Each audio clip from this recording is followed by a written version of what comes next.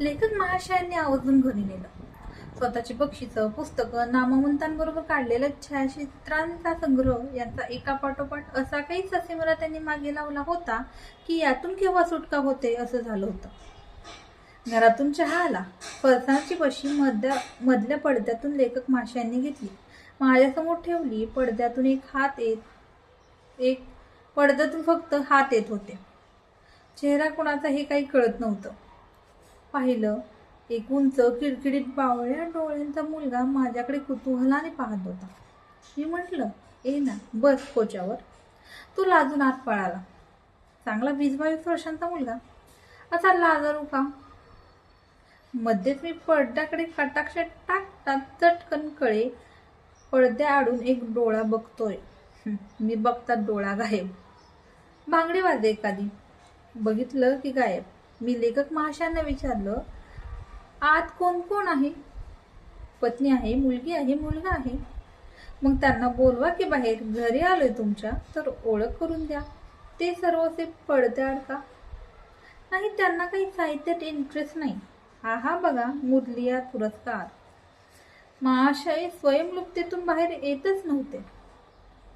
मी ही चिकाटी न सोडता म्हटलं, एकमेकांची ओळख करून घ्यायला साहित्यात इंटरेस्ट कशाला पाहिजे? तुमच्या मुलाशी मला ओळख करून घ्यायची. लेखक रावांचा नाईलाज झाला. अरे अनिरुद्धा, ए बाहेर ये. अनिरुद्ध पांढरीफिकी दयनीय व्यक्तिरेखा, तळ हाताना घाम फुटून थरथरणारा. अरे घाबरलाच कशासाठी? बैस येते. अहो बिंडोक आहे.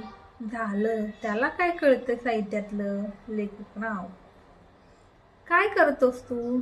मी लेखक रावांकडे दुर्लक्ष करून अनिरुद्धला विचारलं. इंजिनिअरिंगच्या लास्ट इयरला. वा, मग आता कावरा भावा का? त्याने भीत स्वतःच्या वडिलांकडे पाहिलं. त्यांनी एक उर्मट कटाक्ष टाकून त्या अक्षाप जीवाला हुकूम दिला, जा घरात. क्षणात अनिरुद्ध आत पळाला. माझी छातीत धड डोडू लागली. त्या घरात मला क्षणभर थांबसले. ताडकन उठलोच. का हो, काय झालं? अजून हा अल्बम? हो, तो अल्बम काय दाखवताय? घरातल्या जिवंत माणसांच्या तुम्ही ओळखी करून देत नाही. पोटातली माणसं पाहून काय करू? कुशल इतक्या मोठ्या मुलाला माझ्यासमोर बिंडूक म्हणतात ते. अहो, एका चांगल्या मुलाला असं अनोळखी व्यक्तीपुढे चेंगरून निसत्व करता आहात, मनोरुग्ण करता आहात. माफ करा, राहुलं नाही म्हणून. काय बोलताय काय तुम्ही? स्पष्टच बोलतोय. स्वतः पलीकडे जग नाही तुम्हाला. तुमची पुस्तकं, व्याकरण हा व्याप तुम्ही सांभाळू शकता. ते तुमच्या घराचं तुम्हाला सहकार्य आहे म्हणूनच ना. तुमची पत्नी चोरून दिल्यासारखा चहा देते. 2002 साल सुरू आहे की 1808? अहो, हे एका बुद्धिवंताचं घर की एका हुकुमशहाचं? स्पष्टने तिकट बोलल्याचं समाधान मावळल्यावर बसमध्ये खिडकीतून बघताना डोळे पाणावले. अंगणातून बाहेर येऊन रस्त्यावर वळताना मी मागं पाहिलं होतं. मागच्या खिडकीतून अनिरुद्ध, त्याची आई, त्याची बहीण खिडकीच्या गज्जाला धरून निरपराध कैद्यांच्या डोळ्यांनी पाहत होते. तेच आठवत राहिलं. याला काय कळतंय, हिला काय कळतंय, पक्का बेअक्कल आहे.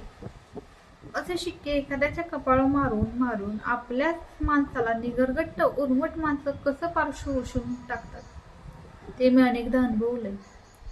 सकाळी पेपर आला की तो प्रथम घरातला पुरुषच वाचणार का? तर हिला काय करायचंय वाचून? हिचं जग चुली पुरतच.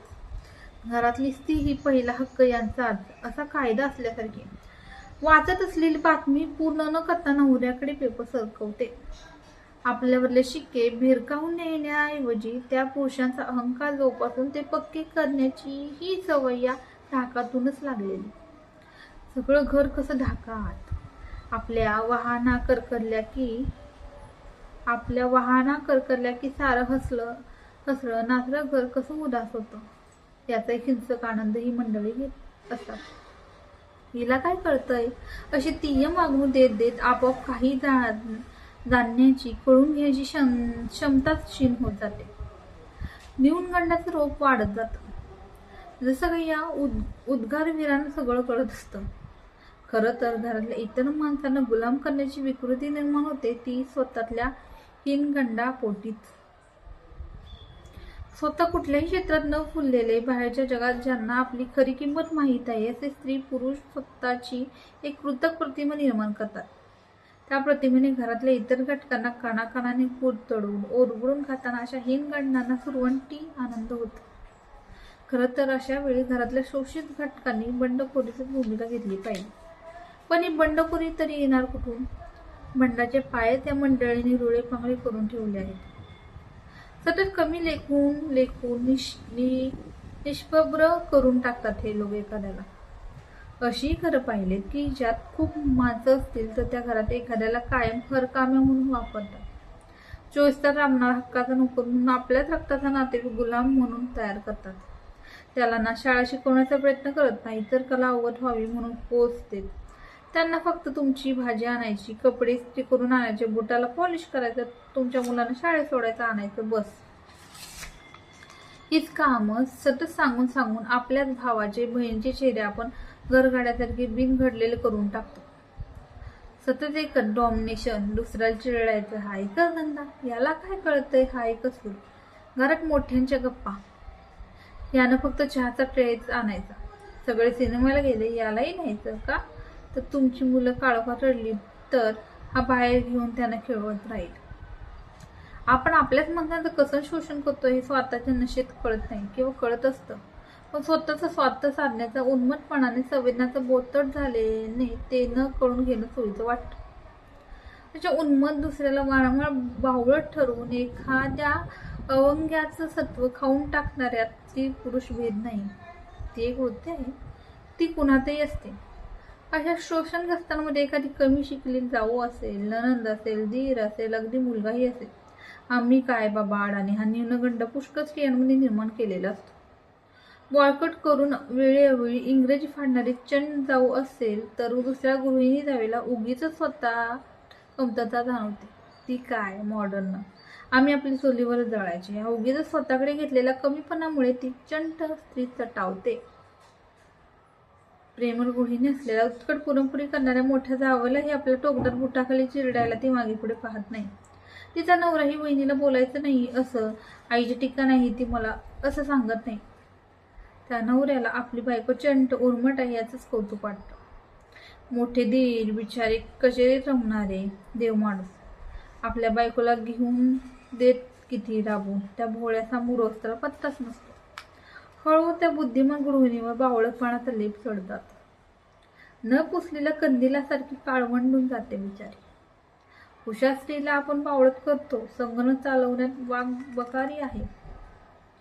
वाकबगारी आहे तर मग उत्तम केशरी भात करण्यात ती थोरवी आहेत की.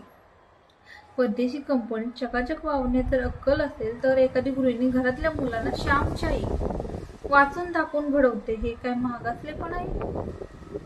महागातलेपण आहे ते दुसऱ्याला कमी समजण्यात. आधुनिकता पोशाखात कधीच नसते. दुसऱ्याच्याही सन्मानाची वृत्ती बाणवण्यात ती असते, विचारत असते. प्रत्येक घरात कुणा ना कुणाचा असा विकास कुरतडत असतोच. कधी मुलंच आईला तू आहेस अडाणी, तुला काय कळतंय सहने होतात, तर कधी एखादी बायकोच नवऱ्याला आमचे म्हणजे चक्रमच आहेत, गंध नाही व्यवहाराचा, तर कधी नवराच बायकोला 20 वर्षापूर्वी लग्न केलं पण फसलो, एडपट पदरात पडलं म्हणतो. थोड्याफार फरकाने ही वाक्य घराघरात झडत असतात. एखाद्या वेळेची गंमत, क्वचित वादविवादातलं असं वाक्य अपवाद म्हणून सोडून द्या, पण शोषणाची, समोरच्याला कसपाट समान लेखण्याची वृत्ती एखाद्याच्या जन्माचं नुकसान करते. उलट जेव्हा घर मायेनं थोपटतं, विश्वास व्यक्त करतं, तेव्हा निळालंच बळ माणसाला मिळत असतं.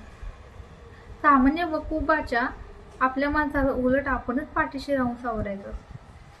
समाजात वावरताना, व्यवहारात जगताना झालेल्या जखमांवर घर हलकेच फुंकर घालतं. तेव्हा घरातली वासुदेव सुखावतो. सर्वांचं मंगल हो, आशीर्वाद.